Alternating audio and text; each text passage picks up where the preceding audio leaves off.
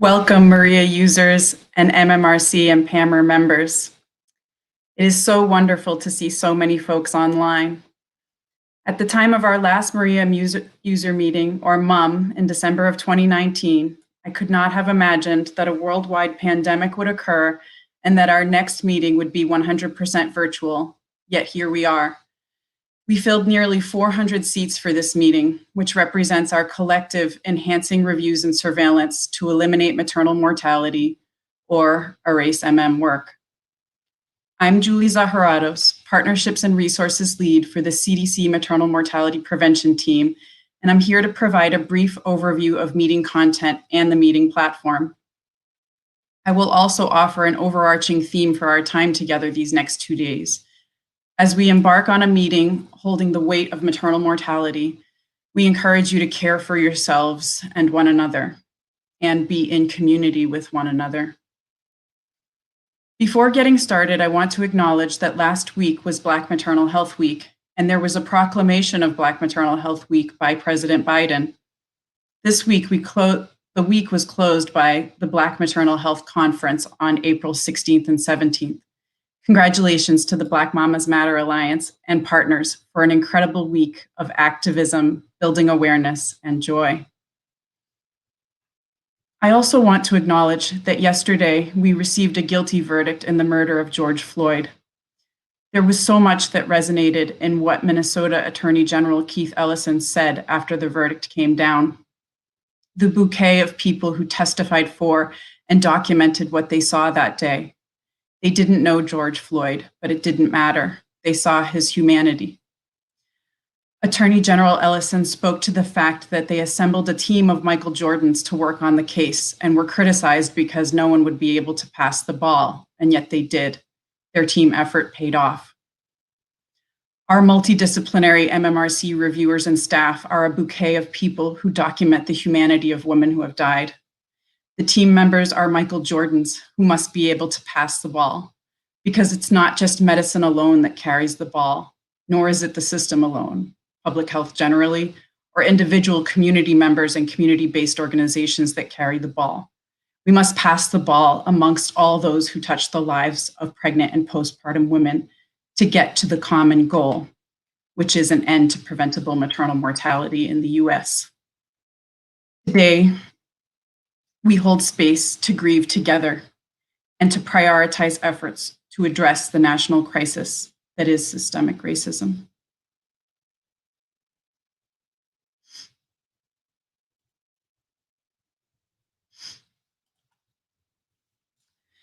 These are our meeting objectives for the next 2 days. Discuss efforts by CDC and partners from the Erase Maternal Mortality Initiative to facilitate an understanding of the drivers of maternal mortality and complications of pregnancy. Consider what interventions will have the most effect and inform the implementation of initiatives to prevent maternal mortality. Describe significant advances in the Maternal Mortality Review Information Application, fondly known as MARIA, and its use. Build on health equity discussions at previous MARIA user meetings or MUMs to actively recognize bias and inequitable processes and apply a health equity framework to the work of MMRCs. Create connections between state and city MMRCs, national partners, and federal agencies for the purpose of recognizing similarities, comparing challenges, and sharing successes in the various steps and overall outcomes of the maternal mortality review process.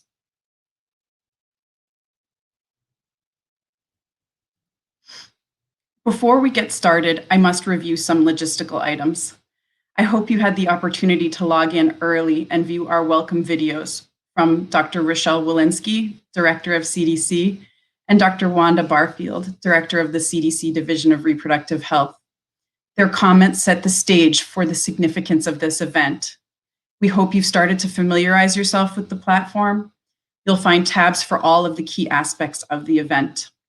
Visit the Agenda tab to look ahead at the events we have planned for you. Every day we'll start with a brief welcome, followed by a plenary talk or experience from national leaders on the topics of health equity and racial equity in maternal health. We will also have concurrent sessions you'll be able to pick from one of 4 sessions from national leaders and your colleagues on pressing topics in maternal mortality review and prevention.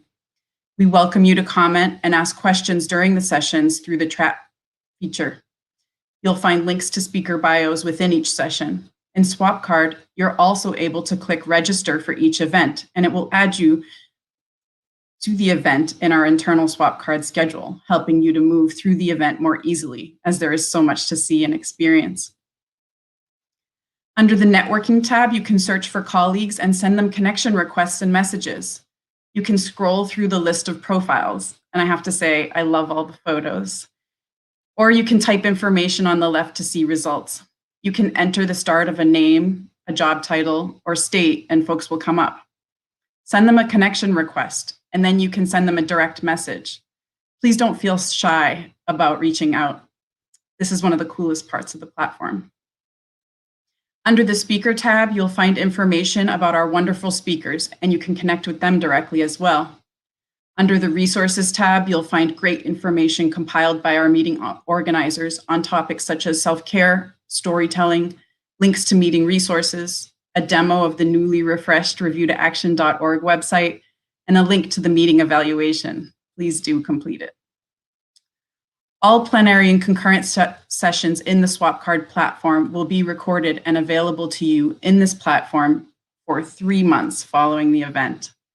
Some of the videos will also be made publicly available on reviewtoaction.org.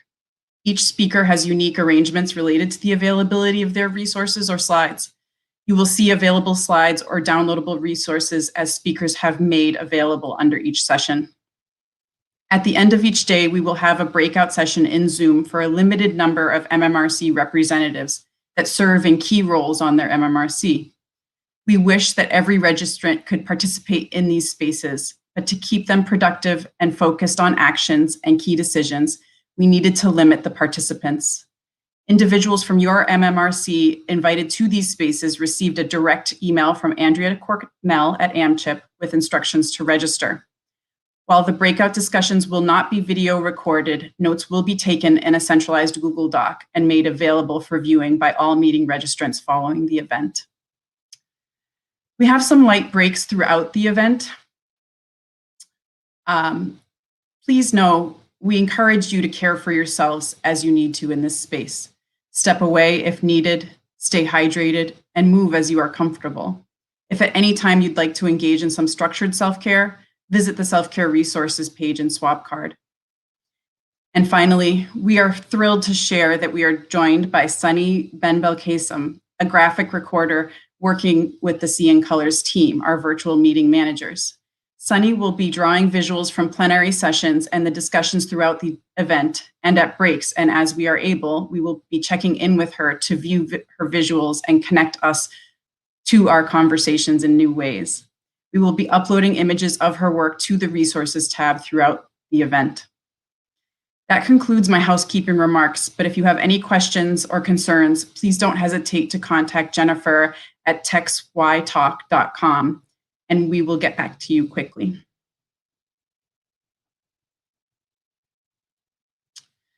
Before I transition to our opening plenary speaker, Dr. Rachel Hardiman, I would like to highlight a storytelling theme for the meeting, as mentioned in the Know Before You Show communication.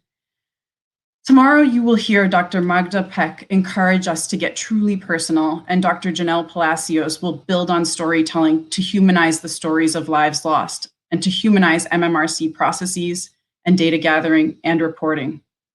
Our thanks to Drs. Peck, Palacios, and to Ken Harris for their help with the storytelling experience. This is a profoundly important perspective as we engage more stakeholders in the work and tell stories in a way that resonates across audiences and drives necessary change.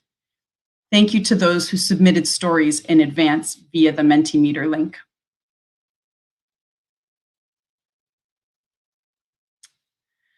The question we asked you to respond to was, what compels or calls you to support your MMRC?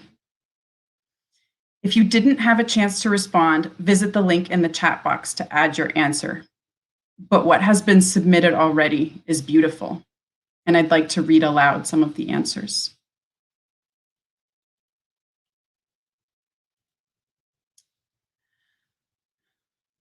An MMRC is a human rights, women's rights project at its core. We ascertain, classify, determine, and assess maternal deaths and say these lives count. They matter. They are incalculable losses and alarm bells to society telling us we need to fix this.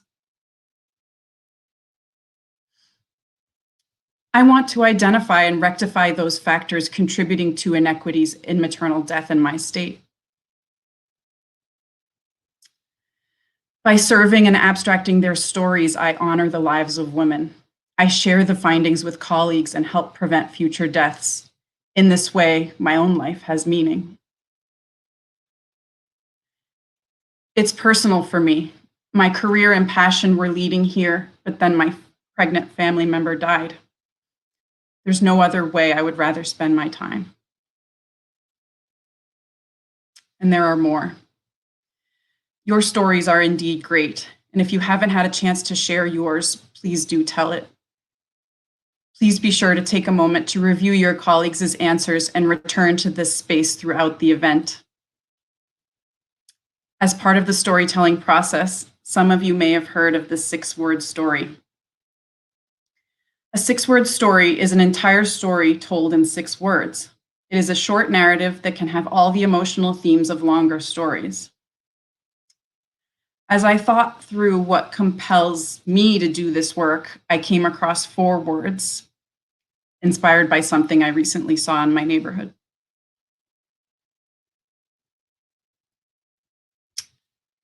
Grief is love persevering. I saw this quote on a neighborhood church board, and it made my breath catch. But what is grief if not love persevering? The lawn of the church had been covered in 15,000 white flags in memory of those who have lost their lives to COVID-19 here in Georgia. There was that overwhelming visual set against the backdrop of our community, which has and continues to grieve and rally with the Black Lives Matter movement. All mothers were summoned when he called out for his mama. Yes, we were. And in addition to that, as if this were not enough, when I saw this sign, 8 people, 6 of them women of Asian descent, had just been killed in shootings here in Atlanta the day before. In the wake of that grief, the intersection of race and gender was painfully clear. And at the root of it all, this same intersectionality of race and gender also plagues our maternal mortality review work, as seen in the stark disparities in pregnancy-related mortality ratios for Black and American Indian Alaska Native women.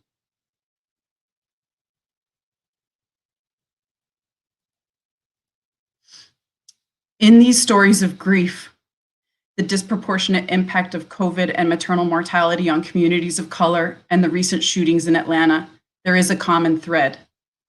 Society too often sees those most affected as vulnerable, weak, and maybe even disposable.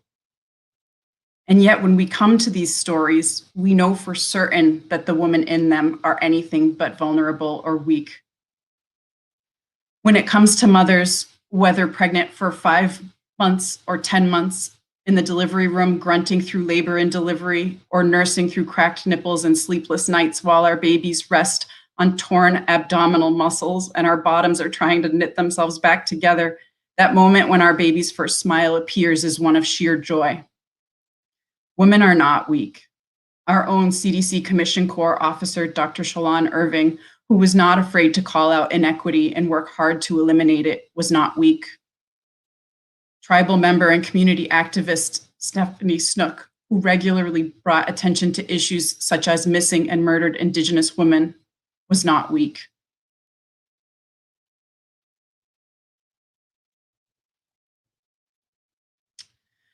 Looking back on my early times as a mother, I know now I was not weak, even though they implied something I had done had brought on preterm labor at 34 weeks with my first daughter, Susanna.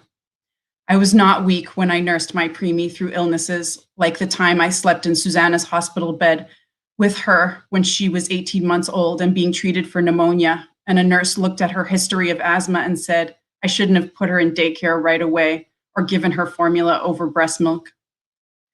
As it happens, I had done neither of those things, and still my child was sick. Susanna survived, and she outgrew her asthma. I was left with the questions. Why do we blame women? Why don't we listen to women? When they cast us in this light and we start blaming ourselves for not being strong enough, not healing fast enough, not being perfect enough, there is a deep love and parallel grief that wells within me. How do we grapple with this? We grieve, we love, we persevere, and we repeat. In so many ways, the maternal mortality review work we do is an act of grieving. There is a procedural nature to the reviews, and like the rhythm of traditional mourning periods, the timeline from identification to review to reporting rounds out our own collective grieving. It is an honor to persevere alongside each of you in doing this important, incredibly challenging work. Your steadfast dedication and words inspire and challenge me every day. Our calls are always a bright spot in these weeks and months consumed with all too many national tragedies, too much death.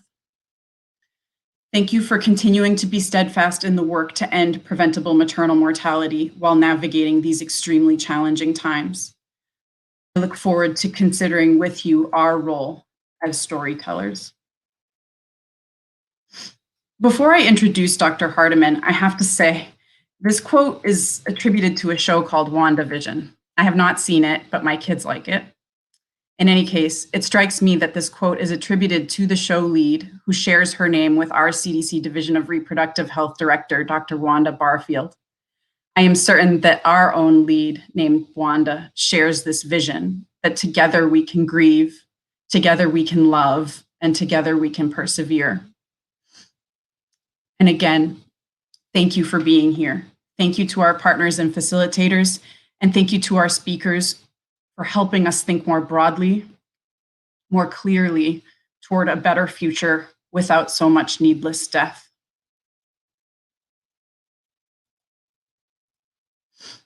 And now I would like to introduce Dr. Rachel Hardiman, who will speak to a structural racism analysis and equity-centered future for MMRCs.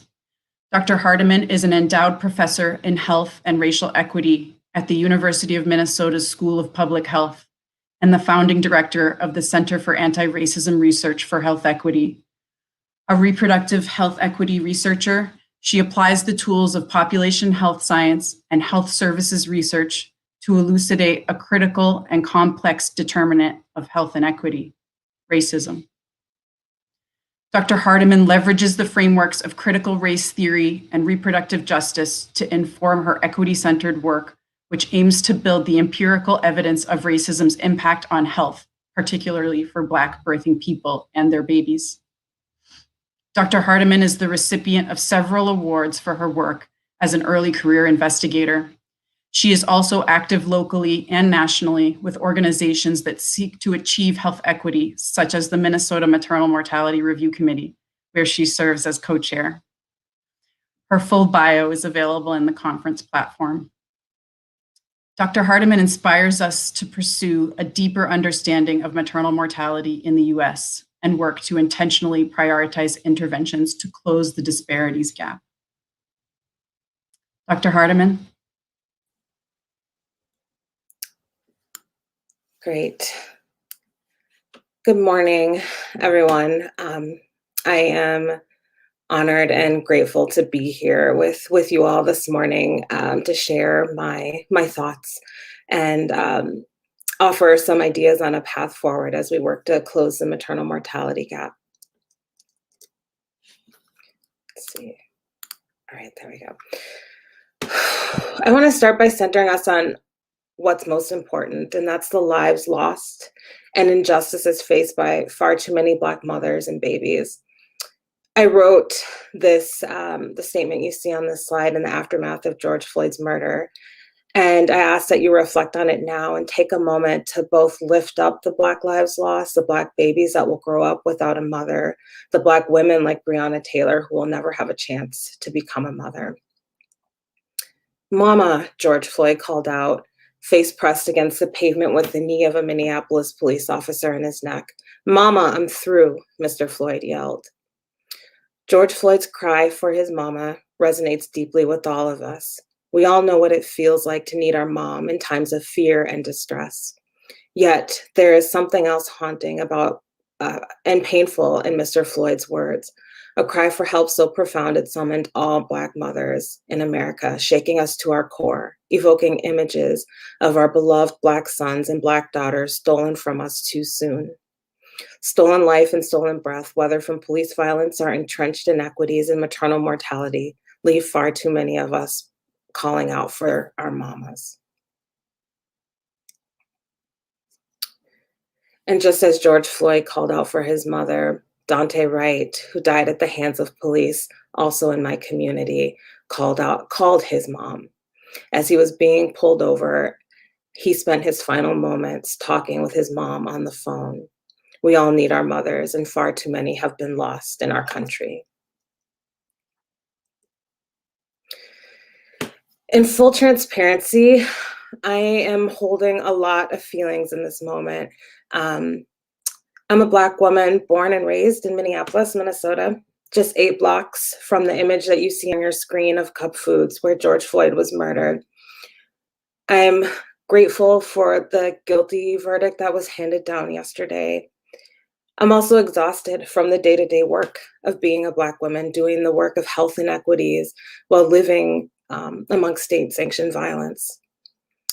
I'm also holding space right now for the pain and the loss of 15-year-old Ma'Khia Bryant at the hands of police, a police shooting that happened in Ohio not just an hour after the Chauvin guilty verdict was read. So because I need it, and I'm guessing some of you out there might need it as well, I'm going to ask all of us to just take a collective inhale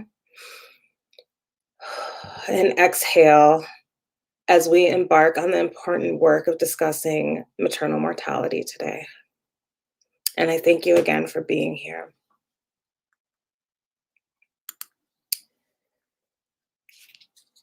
So you heard from Julie about what compels her to do the work that she does. And I'm going to start by sharing a bit of my story. I'm here today because my life's work is to manifest racial justice so that all people, but especially Black women and girls, can live their full greatness and glory. It's what compels me to do the work that I do generally, and certainly what compels me to do the work of reproductive health equity, to serve on the Maternal Mortality Review Committee for my state. What also compels me is the story of my daughter's birth. I became a mother nearly 8 years ago. In fact, almost exactly 8 years ago. My daughter will turn 8 years old next Tuesday on April 27th. And on April 25th, 2013, I received a call from my OBGYN telling me I would need to come into labor and delivery because there was a trace of protein in my urine and concerns of preeclampsia. So after a slightly high-risk pregnancy due to a blood clotting disorder, I didn't hesitate to head directly to the labor and delivery unit. My OBGYN knew I had a birth plan. She knew I wanted to avoid an epidural, that I wanted to be able to move around while I labored, and that I, above all, wanted to avoid having a C-section. And because my blood pressure remained fairly normal and there were no immediate signs of complications and danger, she was able to listen to and honor my wishes, despite having received advice from her colleagues, unbeknownst to me at the time, that said, just C-section her and get it over with. I ended up spending 3 days in labor and delivery and went through a variety of induction processes, all while having conversations with my doctor and my husband and my doula.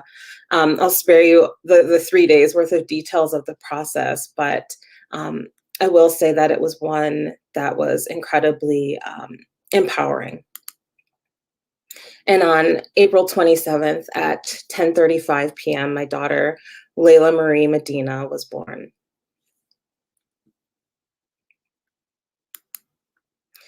And these are a few photos of the amazing birth team I had by my side. My parents and my in-laws and my identical twin sister, one of our amazing nurses, our OBGYN, Dr. Joy Hassler, and our doula, also part of our birth team. And, I often think about the privilege I had to cultivate the birth experience I wanted during my pregnancy, and how those 3 days I spent in labor and delivery could have been a disaster for so many reasons. I can still reflect on each point in which things could have gone wrong, in which my requests could have been ignored, where I could have been disrespected, where my autonomy and my power could have been stripped, but they weren't. And to me, that doesn't mean I count myself as one of the lucky ones. It means that I know that we as a healthcare system can do this. It gives me a clear vision that while, yes, we are fighting an uphill battle, that it is entirely possible to achieve the goal of dignity, of respect in childbirth, and to close the gap in outcomes that are experienced by Black and Indigenous birthing people. Having my daughter makes the work that I do to manifest racial justice that much more urgent. I tell her I'm fighting for America's paradise for her. This quote from the late author Toni Morrison from her book Paradise, I think sums up the work that I do in a nice way. Toni Morrison says the only way to change the order, she thought, was not to do something differently, but to do a different thing. And my colleagues and I actually started open up a paper that was recently published called Fighting for America's Paradise with this quote, because in fighting for the health and well-being of Black and Brown communities and for reproductive health equity, we have to do a different thing. We have to address the social, the environmental, the economic, the political, legal, educational, and healthcare systems that uphold structural racism and white supremacy. So people often ask me, how did we end up here? How did we end up with such stark inequities in maternal mortality and morbidity? And in this presentation, I don't offer any of those slides of the background of those data, because I think all of us here today are quite familiar with that reality. And I start my answer to this question of how did we end up here by saying we can't talk about this issue if we can't talk about history. We have to be able to talk about the history behind this current reality. So we have to learn about, understand, and accept the United States' racist roots. And I wrote this piece in 2016 in the New England Journal of Medicine, or it was published in the New England Journal of Medicine after Philando Castile was shot and killed by a police officer about a half mile from my office here at the University of Minnesota.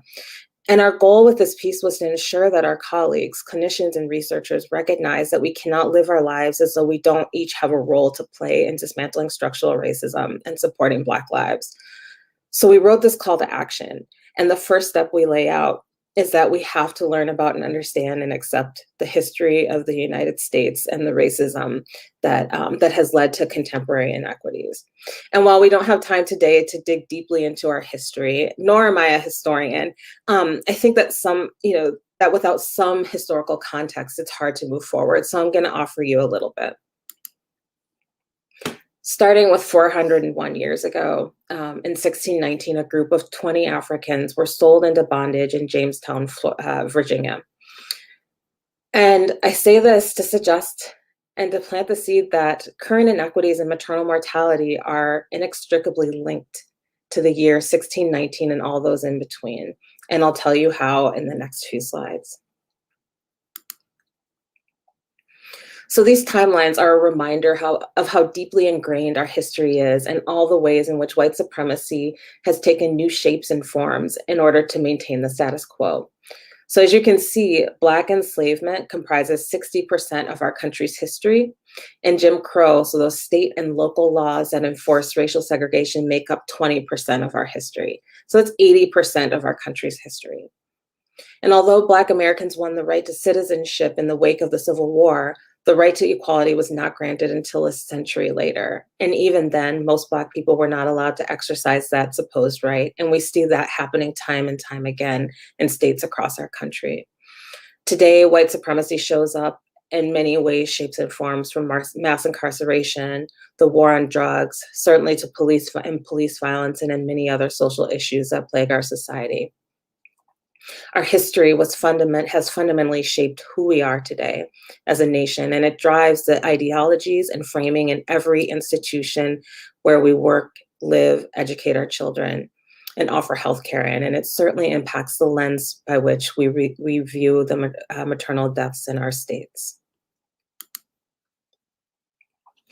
So I'm going to walk you through an example of how this shows up. So here's an example of how historical notions of Black inferiority has seeped into the ways that we may approach our understanding, right, of maternal mortality, whether we realize it or not. So in Ibram Kendi's book, Stamped from the Beginning, he suggests that discriminatory actions wrought by self-interest come first. Then racist ideas are developed to justify them, and then they spread.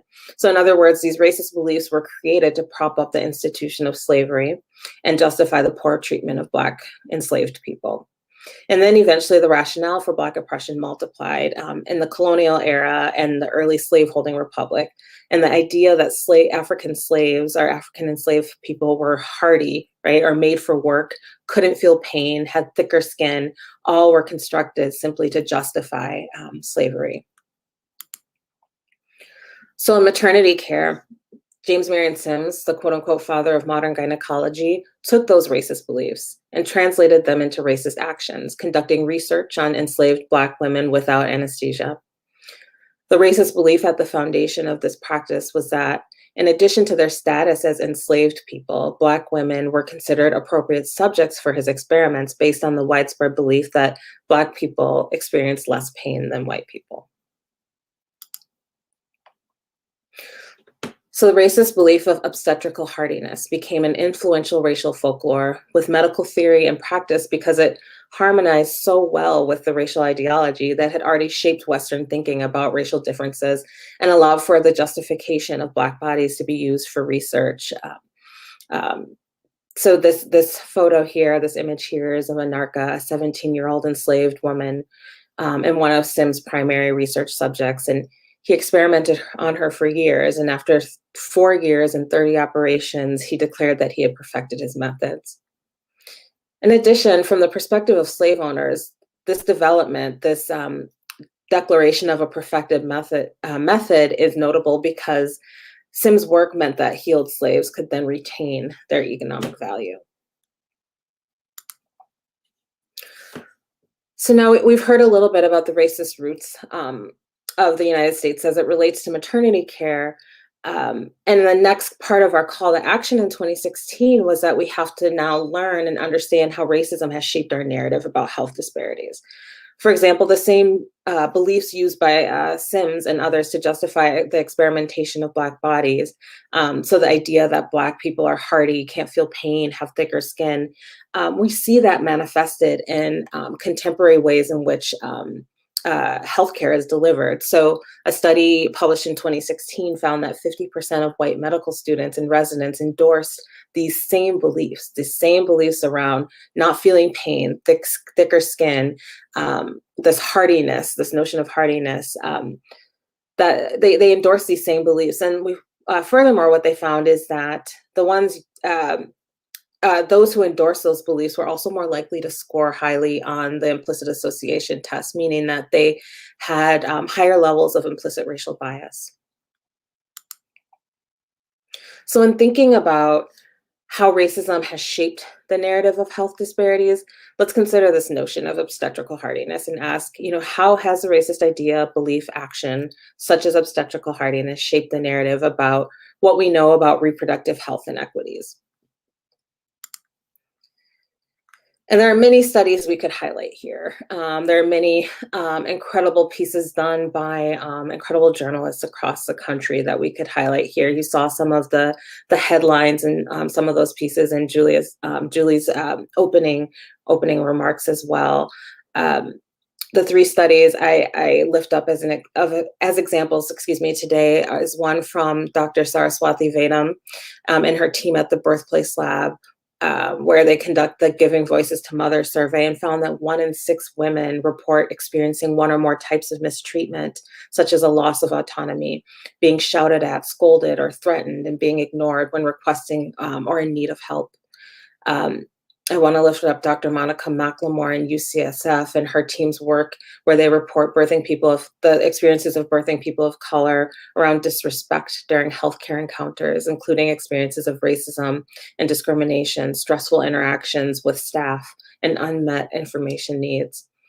And also, I share the work of done by myself with my colleague, Dr. Laura Atanasio, using the Listening to Mothers survey, where we found that women who reported having declined care for themselves or their infant during the childbirth hospitalization period were more likely to report poor treatment based on their race. So the understanding we're coalescing around in the maternal mortality and morbidity space and the maternal child health scholarship space is that racism, not race, is a risk factor in reproductive health inequities. And undoing these deeply ingrained, racialized beliefs means dismantling widely held and pervasive beliefs in medicine, such as the notion of race being biological. So historically, race needed to be framed as biological in order to, again, uphold slavery. So thinking back to the obstetrical hardiness example, these racist beliefs and ideas were needed to uphold the enslavement of Black people. So doctors, for example, claim that people of different races had quote unquote peculiar, diseases or experienced common diseases differently because they had innately different bodies. We now know that to be categorically untrue, but those beliefs are still very deeply embedded in our systems and certainly impact the ways that we think about and frame and review our maternal mortality cases as well. And I think the narrative with respect to maternal mortality has often suggested that the cause of inequities in maternal outcomes are because Black birthing people or Indigenous birthing people enter into pregnancy less healthy, older, fatter, sicker, poor. And this victim blaming is not only inaccurate, but it props up a narrative that there's something pathologically wrong with Black people or other people of color.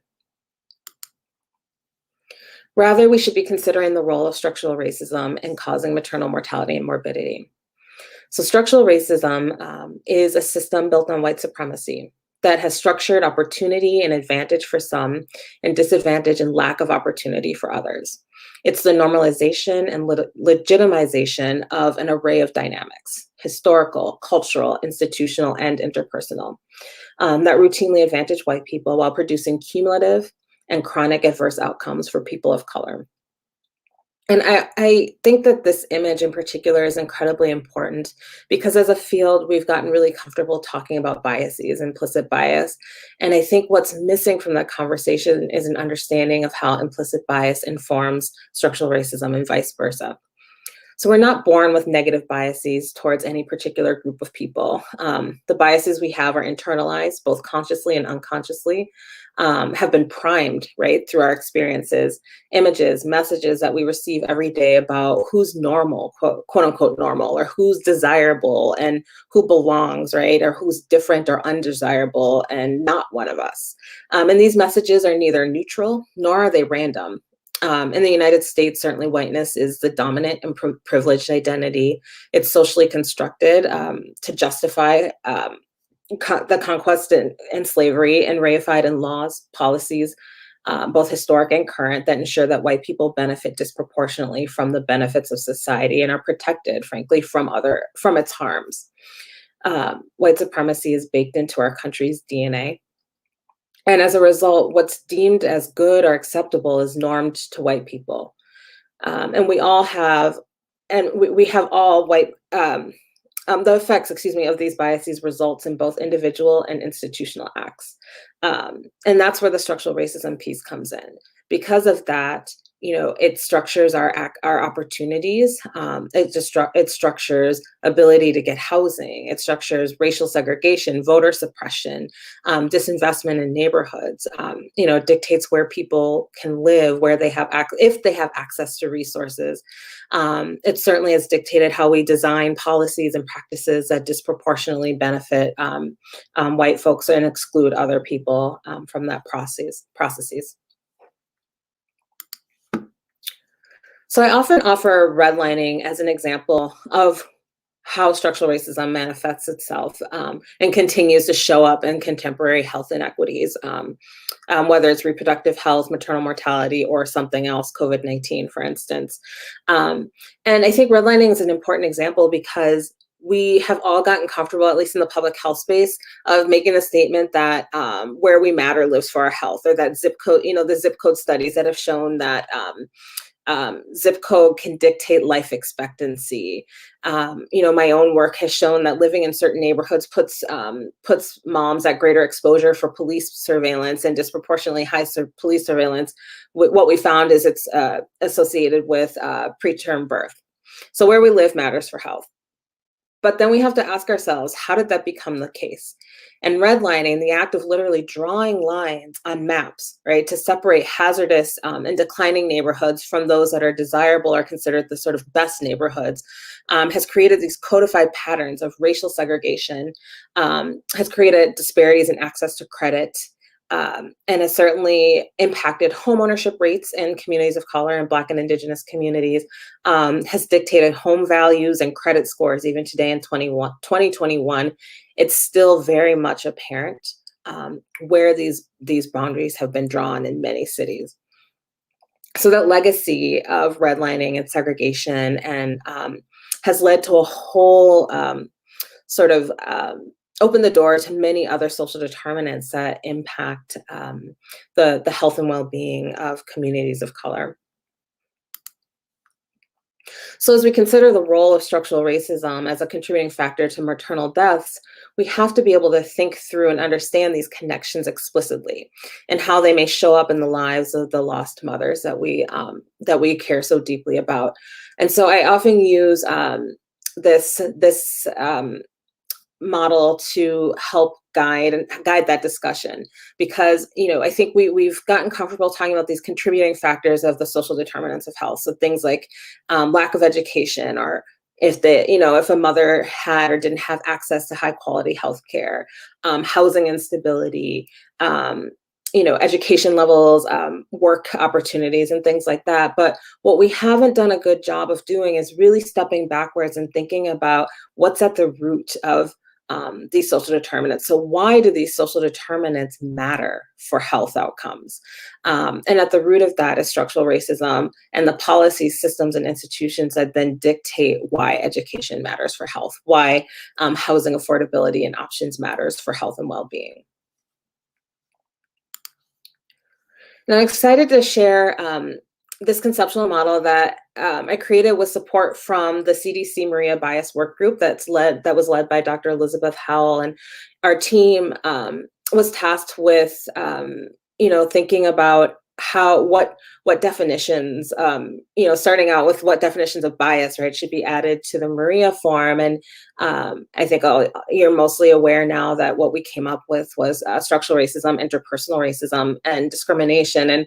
And what came from our work group, in addition to those definitions, was this model, which both supports the definitions developed for inclusion in Maria and offers an understanding of the connections between the forms of racism and their manifestation in healthcare delivery, and then the subsequent inequities in maternal mortality and severe maternal morbidity.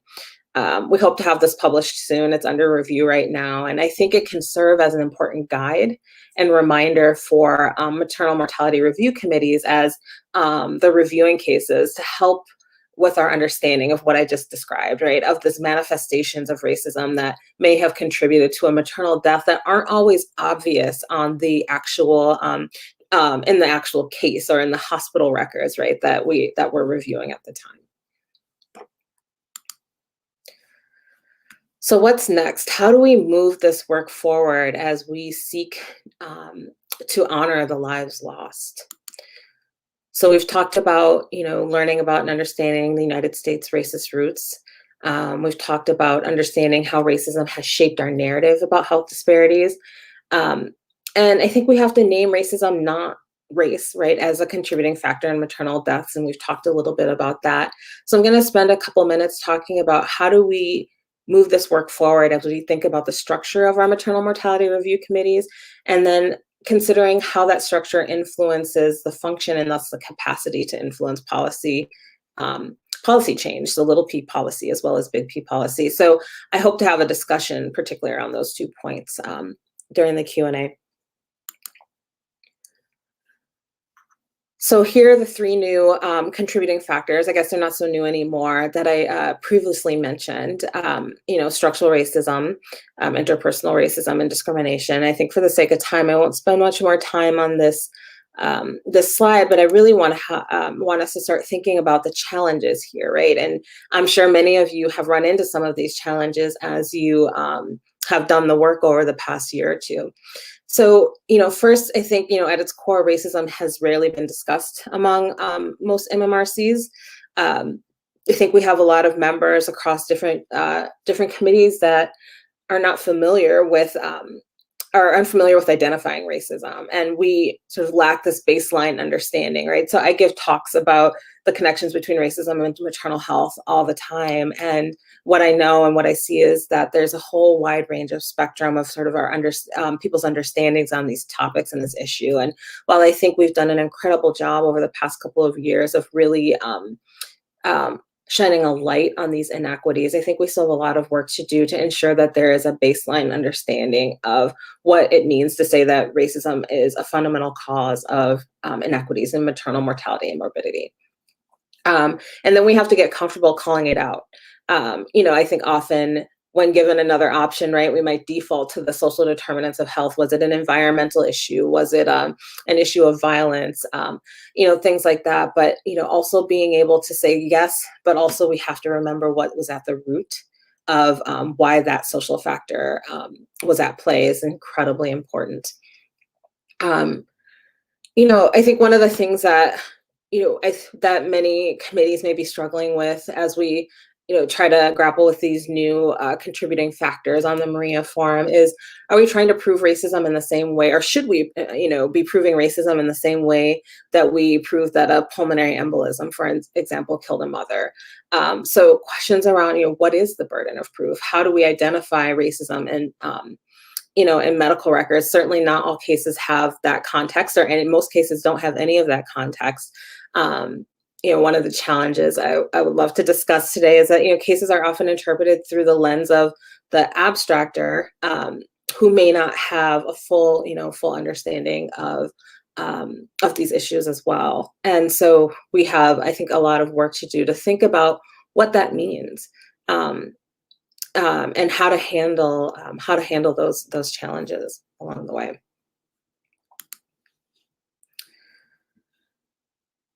So, other considerations, I think the Texas Trigger Tool is an incredibly important tool that allows folks to drill down within the committee to ask another set of questions around the issue of how is racism operating here. One of the things I've been thinking a lot about is there a standardized set of research papers that can be reviewed by all team members, all maternal mortality review committee members, that grounds folks in the evidence base, right? That really offers a nice, solid information about what that reality is of both structural racism that's happening in people's lives outside of the healthcare system, and then how it shows up in different ways as they're accessing the healthcare system. So we're all starting out with a baseline level of sort of understanding of these issues. And I think also we need to understand the association of structural racism and maternal mortality in our own states, right? So every state should be able to have these analyses and should be able to frame the context of their reviews, right, within that context, and should be able to do so annually. So for Minnesota, and take Minnesota, where I am, for instance, we should be able to, as we review our 2020 cases and our 2021 cases, just as we will be thinking about them within the backdrop of the COVID-19 pandemic, we should also be able to have a discussion about the backdrop of George Floyd's murder in our community and its impact on community health and well-being, and be able to really think about that social context and why it might be critical or why it might matter for our discussion of maternal deaths in our respective states. So I'm going to skip to the fifth point in our New England Journal piece from 2016, because I think it's one of the most, if not the most salient point, and it's the way that I would like to kind of close out the discussion, my discussion with you all today. And that's the idea that we have to center at the margins. And what that means is we have to shift our viewpoint from the dominant narrative to that of the marginalized groups or groups. In this case, I would say for Black and Indigenous communities. And what we say in our article is that for clinicians, that means reflecting on how they arrived at their understanding of a diagnosis or a clinical encounter, and being willing to understand how a patient arrived at theirs.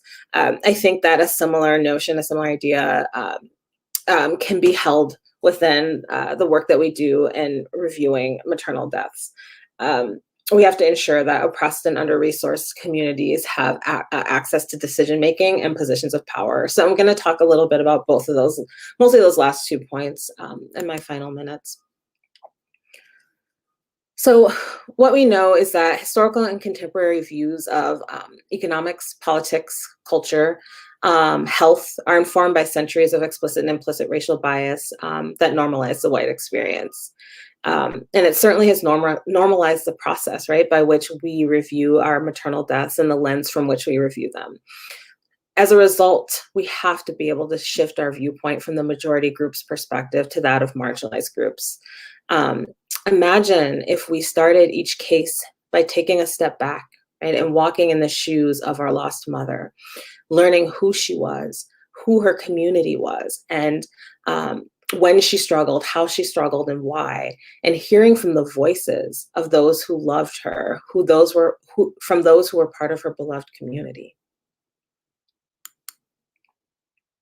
To center at the margins requires that we center the work of our maternal mortality review committees in reproductive justice, a framework put forth by a group of Black women in 1994 in response to the women's rights movement, which was led by and representative of a primarily middle-class and wealthy white women. Reproductive justice was created to defend and lift up the needs of women of color and other marginalized women in this space. And to achieve reproductive justice, we have to be able to analyze our power systems. What we know is that reproductive politics in the United States are based on gendered, sexualized, and racialized acts of dominance that occur daily. And reproductive justice works to understand and eradicate those nuanced dynamics, and taking that lens to the work we do to review maternal deaths, I think can be a really powerful path forward. Reproductive justice asks us to address intersecting oppressions. So we know that, and Julie said this in her opening remarks as well, women face multiple oppressions, whether it's gendered racism or some other intersections of identities. We have to ask ourselves, have we captured intersectionality in the maternal mortality review process? And what does that look like? Reproductive justice requires that we center the most marginalized, which I've talked a bit about already. And, the intersectionality of RJ, of reproductive justice, is both, an opportunity and a call to come together as one movement. And so I think it's an important thing to reflect on as we move forward and think about the path forward. And because of that, some of the questions we have to reflect on, the questions we have to be asking ourselves are, who are the members of our committees? Who do they represent? What is their lived experience? Does the composition, of our MMRCs reflect the center, or does it reflect the margins? How do we change that? How do we build a committee, and how do we build a institutional value for lifting up that lived experience? We have to ask ourselves, who's reviewing our cases? Do they have expertise beyond medicine? Can they bring a public health lens? Can they bring an anti-racist lens to the work? Do they offer a lived experience as they are reviewing the cases? And perhaps multiple people should be reviewing from each of those sort of lens, should be reviewing cases as we go.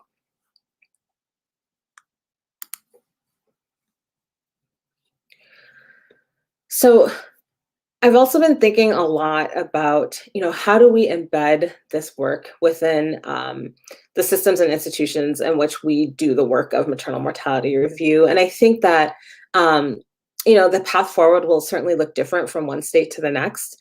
And I think we have to be constantly asking ourselves, are we well equipped to understand the lived experience of racism as we review our the maternal deaths in our state? Some of that, I alluded to the educational piece, but certainly standardizing anti-racism training both nationally, but also across our, within each state, I think is incredibly important. We know that, certainly white supremacy and structural racism are show up nationally on a national stage, right? But the way it's manifested might look very different from one state to the next. And, we should have the ability to be able to leverage evidence at the state level to inform the local context as we review cases. Um, we should consider as much as possible documenting on the Maria form, perhaps what zip code women live in, right? And thinking about then what are the factors, the social determinants within that zip code that could have led to the outcomes that we're grappling with. We know that structural racism is part of the water it is the water we swim in, right? And we need to be able to state that, to sit in that, and also to name it and ask and answer the question: is racism operating here, and how is racism operating here? My goal for you all today and beyond is that we become comfortable in our committees asking and answering those two questions.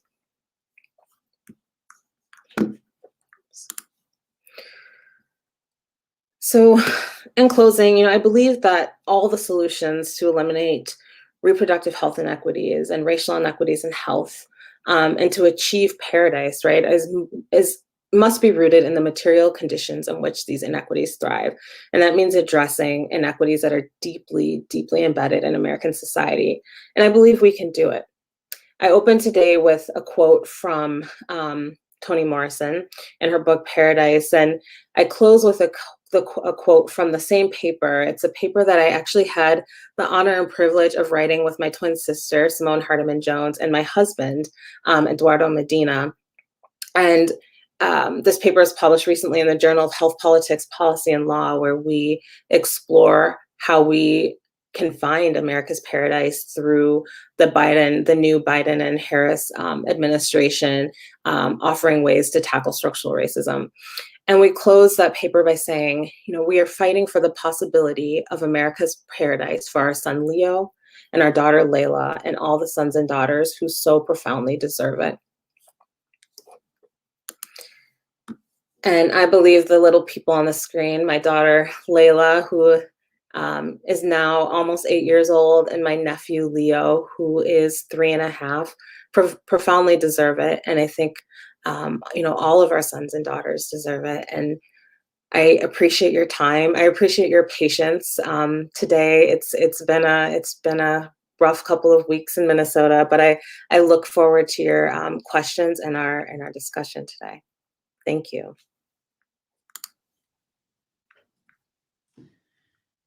Thank you, Dr. Hardiman.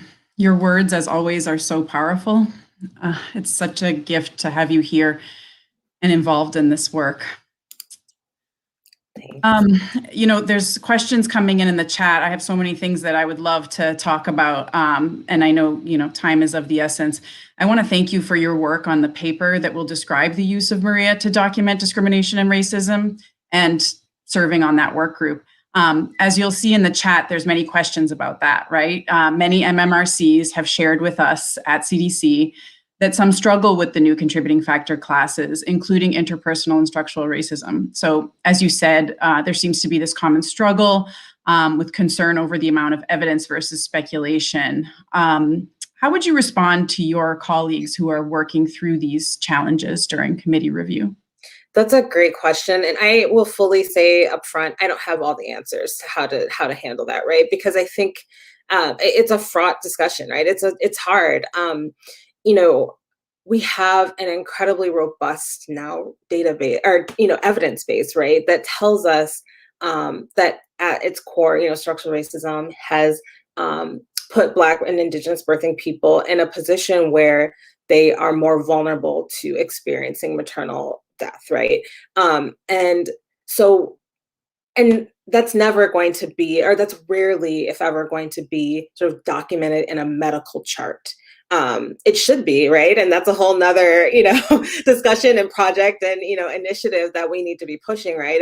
And I have incredible colleagues, both here at the University of Minnesota and across the country, who are working towards that and being able to understand, racism as a risk factor, and structural inequity as a risk factor, both for maternal health and other outcomes.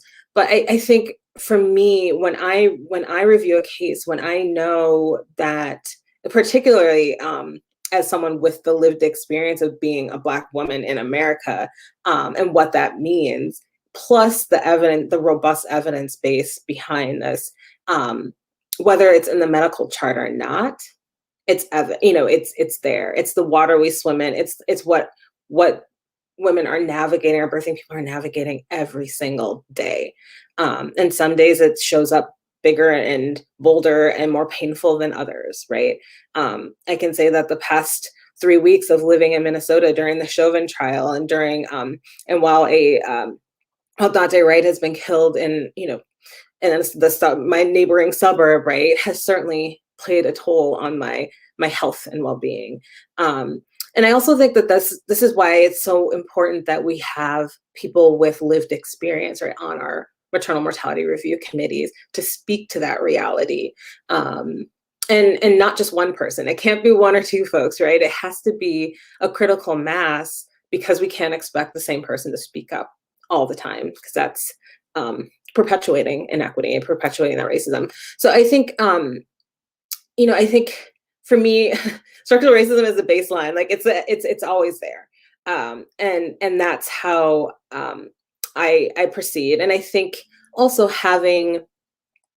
certainly having data. So one of the things my research center is working on right now is creating a data repository, both of measures of structural racism and an index to get at the multidimensional ways that structural racism shows up in people's lives, with the idea that with geographic identifiers, we can answer that question, is racism operating here from one state to the next? And having that dashboard, having those state level indicators has to be included in the analysis and the review of every maternal death, right? And saying, well, this woman, there may not be racism sort of documented in her medical chart, but we know she lived in this zip code, and her family said she experienced X, Y, and Z.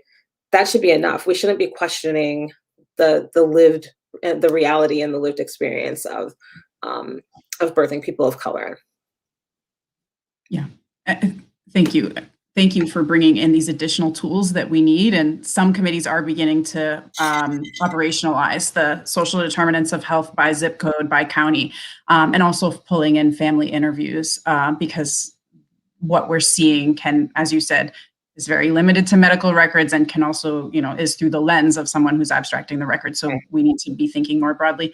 I was wondering if you can talk more specifically about community members joining committees and the role of patients with lived experience, whether it's severe maternal morbidity or lived experiences in racism on the committees specifically.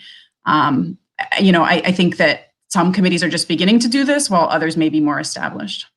Yeah, I mean, I think what I would say is it's, as I've said before, it's critically important. I think it's incredible. It's necessary for this work. I also recognize that it's a really, really tough ask, right? I think it's particularly for those with lived experience of maternal morbidity or severe, morbidity. It can be traumatic. I think recognizing that and holding space and honoring that is incredibly important. I also, and I think this differs from one state to the next, right? But we have to be able to compensate people for their time and their engagement. I serve on the Minnesota Maternal Mortality Review Committee, and I do it because I care deeply about my community and birthing people and this work for all of the reasons that you heard in my presentation. And I don't doubt that others do it for the same or similar reasons, right? And any community folks that we bring, might bring on, or people with lived experience, are doing it for the reasons that compel them. But we also need to recognize that commitment and what we're asking them to do and compensate them appropriately. I at the core of my work as a researcher is authentic community engagement. And you can't do that. You can't authentically engage with folks and ask them to give without ensuring that they have all of the resources that they need to live and thrive. Thank you. And, the chat is kind of blowing up, but I'm going to try to control and focus as I can, because this is really exciting to be able to talk with you about this. Many of our race maternal mortality supported programs, as well as others, have started to use anti-bias training for committee members to help build awareness and shared language for these discussions. But as we all know, we can't just rely on one training. How would you recommend MMRCs as committees build and sustain their committee as an anti-racist space, or make room for these questions? Wow, that's a great question. And so I agree. We're not going to educate our way out of inequities, right? And disparities in maternal health, or any other disparities out there. I think that training, is certainly a important starting point. And I'll put a plug in for the work that I've been doing with the California Healthcare Foundation. We've created 3 online learning, e-learning modules around maternal mortality and morbidity in response to the legislation passed in California, requiring that perinatal care providers go through I think what they're calling implicit bias training, what I would refer to as anti-racism training. And I think it's an incredibly important starting point. I think that in order to move the needle past that, it's not a it's knowing that it's not a one and done thing, right? That it's ongoing. I mean, we're talking about 401 years of oppression and history, and B, like, racialized beliefs, right? That are, so we are inundated with them daily in the media, in the commercials we see, in the shows we watch, it's everywhere, right? Again, that water we swim in. And so relying on sort of a single tool is not enough. So it has to be done over and over and over again, and perhaps in different ways, right? Some of it, so we created e-learning modules. Certainly, I think there's incredibly important space and room for live in-person trainings and discussions and things like that. I also think that incredibly important piece of this work is ensuring that discussions and change are being had at sort of within our institutions, right? So we can't do this work effectively if we're not working with leaders who believe in the work and believe in really moving the needle. We can't be effective if they don't understand or aren't able to apply an anti-racist lens to whether it's they're in the C-suite of a hospital system, or are the leaders of an MMRC, right? And so I think it's sort of working from all different angles. And I think also being vulnerable enough and willing to reimagine, right? So maybe we say it, like, scrap it all and say this isn't working, or because it was built within a system that actually was never meant to keep Black birthing people safe and healthy, and we try something new. Don't ask me what that new thing is yet, but I think that I think that should be on the table, and it's often not. We often spend our time, myself included, thinking about ways to fix a system that was actually never designed to keep Black people and Indigenous people and other people of color healthy.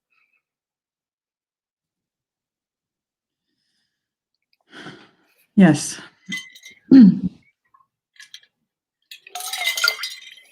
I guess my mind is going in a million directions. I mean, so much of what you said was so powerful. I mean, the constant theme of victim blaming and why were they non-compliant? Why did they sign out ADA? You know, we have so many things that we see and that manifest at our table for maternal mortality review. I guess I'd like to, ask, what does it look like to capture intersectionality in the maternal mortality review committee process? Yeah, that's a really good question. And I don't know that I have a single answer for that. I think that, you know, I think it's not, and this is like a whole struggle with just how to capture intersectionality generally, right? Or at least in like the empirical research space. Like this is a question we've grappled with for years. I remember trying to like propose a dissertation on measuring, quantitatively measuring intersectionality and being like, yeah, no, like being told that's not, yeah, that's a life's work, not a dissertation. And I think that there's some incredibly, great qualitative ways to be able to capture that and to be able to tell the story of a lost mother, right? Who may have, these multiple sort of intersecting oppressed, identities that have led to structural inequity, and calling that out in the narrative, and really thinking about, you know, both or all of those identities as a case is reviewed, right? So, being able to acknowledge, well, she had this disability, and she was Black, right? And she was this, and I think a lot of it is just a matter of having that in our minds, right, as a part of the potential framework for reviewing a case.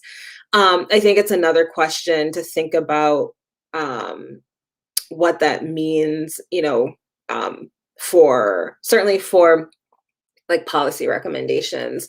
Um, and I think the big question is, we don't know sort of which of those identities mattered most, and perhaps it doesn't matter, right? But it's about just being able to call out that these intersections were at play. Yes, thank you. We have about 8 minutes left, and there are lots of questions. But I think a lot of folks are asking for resources. We have a website that is a hub for resources, reviewtoaction.org. But you mentioned some papers that I think are really exciting, and would you consider there to be a standardized set of research papers that should be read by all MMRC members to ground people in the evidence base? And maybe we can, in follow-up or now, recommend some that you think are critical. Yeah, I mean, I would be happy to make some recommendations. I don't think that there's a sort of standardized set that lives and breathes right now, but I mean, I certainly have thoughts on that. And I think that the incredible work being done across the country by folks. I mean, I named a few, but there's so much more that's happening, both to think about, like Dr. Karen Scott's work, for instance, at UCSF, where she's building a patient-reported measure of obstetric racism, to the work of Dr. Dara Mendez, who's thinking about the ways that structural racism is impacting maternal mortality. And so I think that there's a nice sort of spectrum of evidence, peer-reviewed evidence that can help to really sort of add, anchor or situate teams in this space. Great. And I guess I just want to acknowledge that in the chat, a lot of folks are asking about the Texas Trigger tool that you mentioned. So I just want to say that this is something that the Texas review team is piloting alongside other states and will be publishing on it. So it is not available yet. I wanted to mention that. I also wanted to mention that in Dr. Barfield's recorded overview, she talks about our work with Black Mamas Matter Alliance, AMCHIP, and the Office of Minority Health. So there are more tools coming. We have heard you, and we are really excited that folks want more tools to do this work. Yeah, let's see. I wonder, will we have time to go to the graphic recording? I'm turning to our producers. Or are there other things, Dr. Hardiman, that you would like to highlight or touch upon? I don't think so. I'd love to see what the graphic recorder has been up to. Awesome.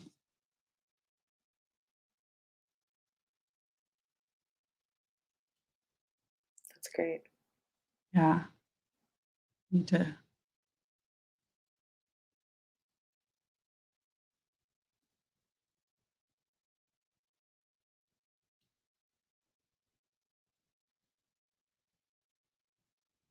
I'm trying to look at it bigger. Okay. Beautiful. A structural racism analysis and equity-centered future for MMRCs. We all need our mothers. U.S. history is rife with racism starting in 1619. And this history has led to biased perceptions.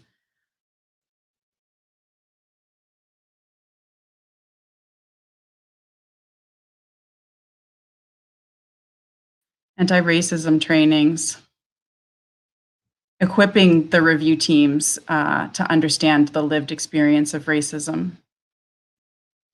You know, something else that Dr. Barfield mentioned in the overview that I would like to lift up again is what we've heard from states is not to put the work of understanding racism on the people of color at the table. Yeah, I think that's an incredibly important point. Yeah, I mean, I don't even know that there's much more to say about that other than I completely agree.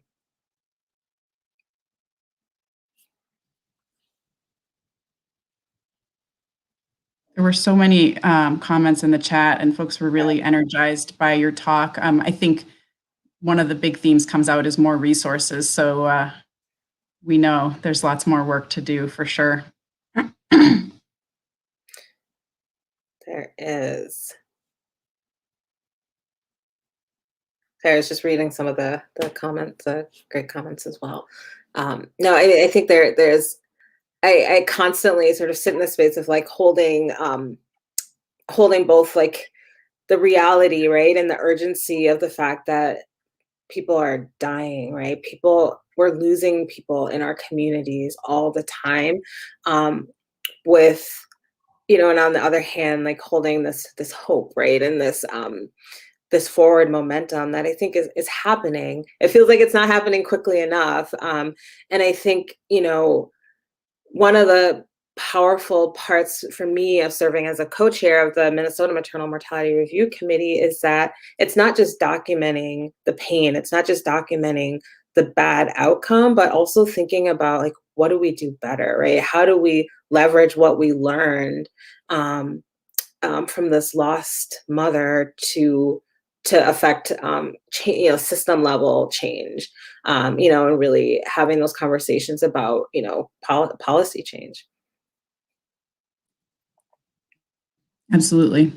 There's so many intertwining moving parts here that you can see these folks in the audience are talking about and wanting to be able to engage in. Folks want that tool to do the kind of hot spotting of social determinants of health. And that is something else that is coming.